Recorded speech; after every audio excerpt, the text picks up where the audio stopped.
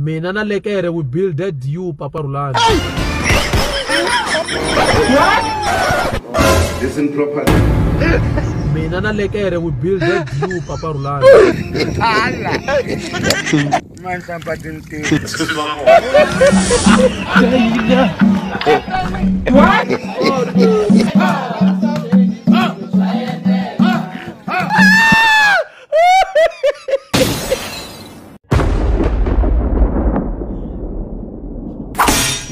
Indicating a take next colon is timing sign a final return winning a grade 12.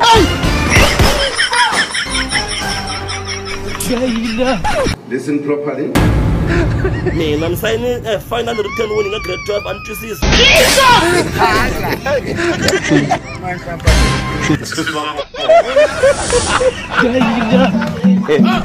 What?